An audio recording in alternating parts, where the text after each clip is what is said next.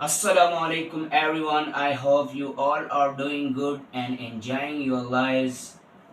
Today we will talk about that how can we get 4 plus GPA in anatomy.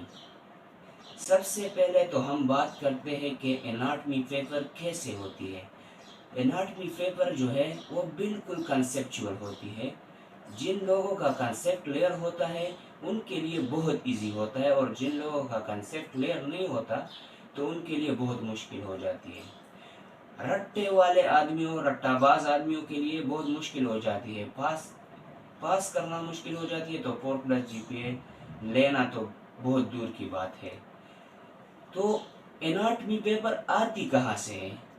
Anatomy paper जो है पहले जब केम्यू वाले आधा पेपर फास्ट पेपर से बनाते थे तब भी एनाटमी पेपर फास्ट पेपर से नहीं आती थी।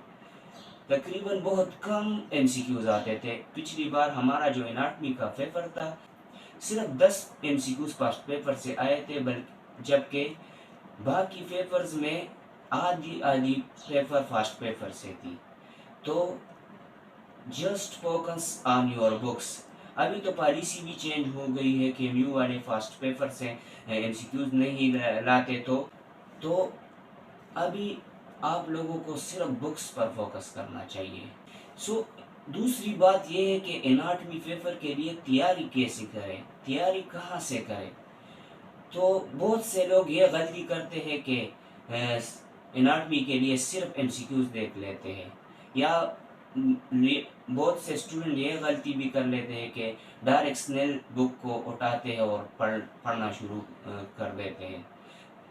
आप लोगों को चाहिए कि सबसे पहले तो आपको शॉर्ट बुक BD84 से तैयारी करनी चाहिए। पहले 3 चैप्टर जो है BD84 में वो बहुत इम्पोर्टेंट है।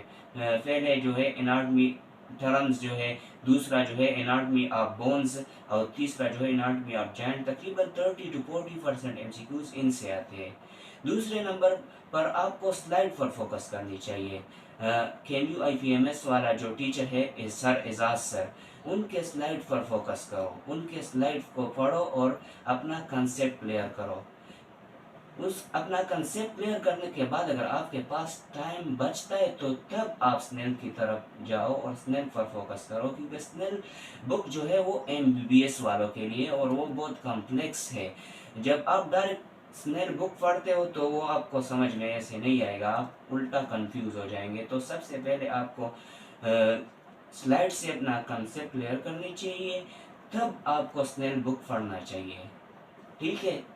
और जो है आपको एमसीक्यूज जो है, लोग मिसाल लेते हैं कि किसी गेम को करने के लिए आपको प्रैक्टिस करना चाहिए, तो तभी आप सही खिलाड़ी बन सकते हैं। तो प्रैक्टिस करने से पहले आपको गेम सीखनी चाहिए। तो गेम सीखने जो है वो है कंसेप्ट क्लियर करना, और प्रैक्टिस जो है वो एमसीक्यूज की प्रैक्टिस है। तो सबसे पहले आप कंसेप्ट क्लियर कर लो और पेपर से 2 घंटे पहले आप एमसीक्यूज प्रैक्टिस कर लो। फास्ट पेपर हो या कोई और एमसीक्यूज हो, जो आप कोई और एमसीक्यूज हो तो आप एमसीक्यूज प्रैक्टिस पर फोकस करो। लेकिन उस सबसे पहले आपको कंसेप्ट क्लियर करनी चाहिए, तभी आपको एमसीक्यूज पर तवज्जो देनी चाहिए। पेपर करते वक्त आपको 2-3 बातों का ख्याल रखना चाहिए, ठीक है। सबसे पहली बात तो ये है कि आपको अल्लाह ताला पर भरोसा रखना चाहिए। दूसरी बात यह है कि आपको अपने आप पर भरोसा रखना चाहिए और टेंशन बिल्कुल नहीं लेनी है। जब आप टेंशन लोगे तो आप कुछ भी नहीं कर पाओगे, जो आपको आते हैं वो भी भूल जाओगे। तो आपको टेंशन बिल्कुल नहीं लेनी है। आपको टेंशन बिल्कुल नहीं लेनी है, बिल्कुल इजी होकर आपको पेपर करनी है।